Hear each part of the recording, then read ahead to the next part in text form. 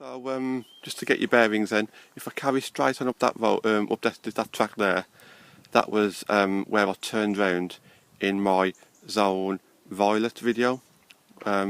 So that's where we are now. So I'm going to turn back and have a look at all the directions I can go in.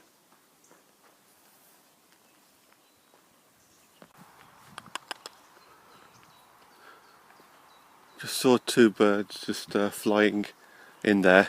That is the area where I can't actually go into, as you can see the wire there. But still a nice track to walk down. Let's have a look, see where we're going now, shall we? Okay, so I'm right here now. We've explored this track in earlier videos. I've ended up walking this way round. I am going to have a look up this track because we've never done that in detail before, and I'll just show you the view where we are now. So I'm not allowed to walk past that point, I don't believe.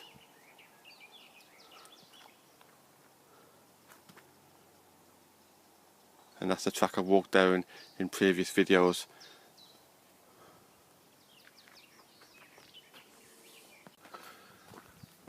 Okay, you may recognise that one from an earlier video.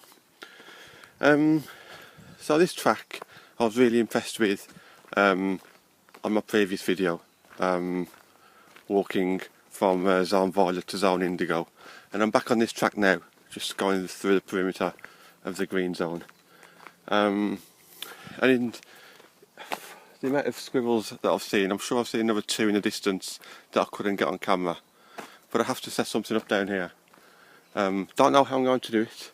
I haven't seen too many places where I could actually hang out and sit in peace on this track just yet, but I'll definitely find somewhere.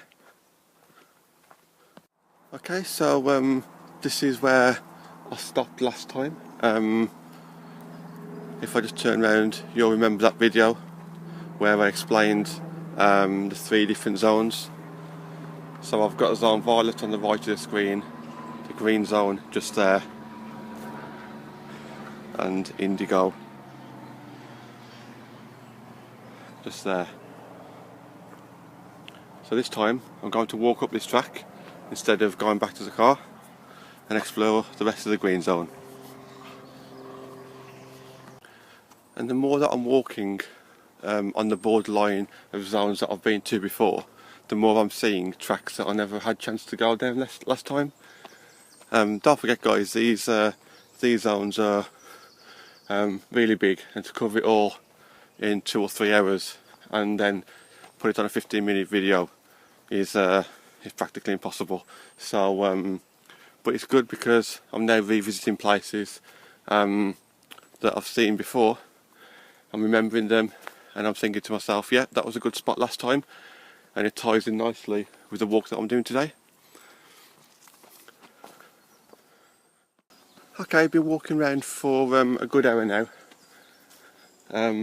Quite a decent pace as well in some areas. This is where not only the zone ends, but the actual woodland ends as well. I'll get the map out shortly to show you where we are. And it just never ceases to amaze me how big and how many different ways you can go in this whole woodland. Oh, pigeon again. I don't know if it's the time of day, or I don't think it is, because I've come this time of the day plenty of times before now on these exploring videos, but there are lots of activity with birds and squirrels today, so hope that continues. Okay, so I've just come to the top of this track now. Instead of going into violet, we'll go green, back to the car, and pass N1 as well.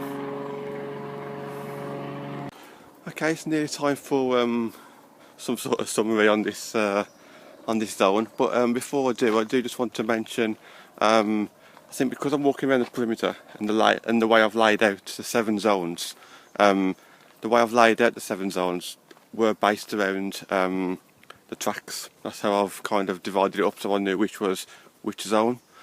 And this perimeter of this zone, the tracks, how wide they are, it's just worth mentioning, because no other tracks on the zones that I've experienced at the moment of anything like this.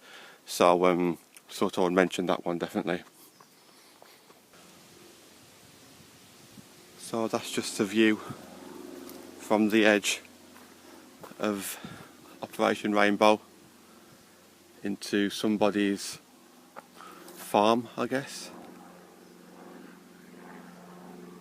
You can't beat the different colours of crops, grass.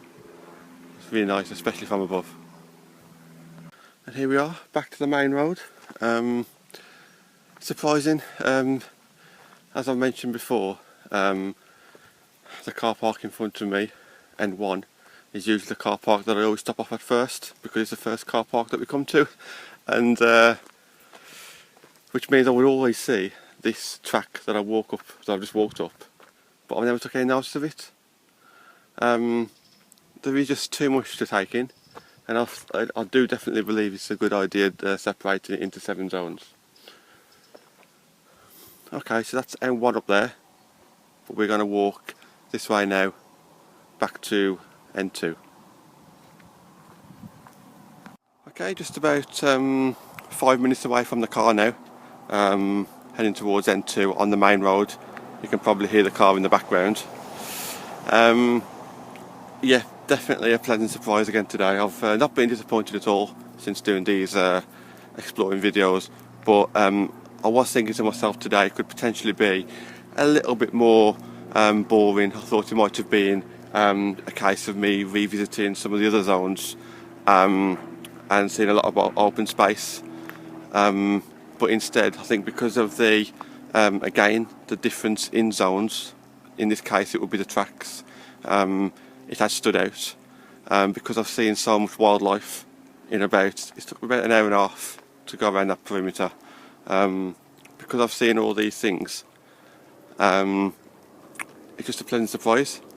So I'm just going to carry on walking around now, head back to the car, but stick with me. I've still got another 3 more zones to cover, red, orange and yellow, and let's see what other surprises we store, shall we? Thank you guys.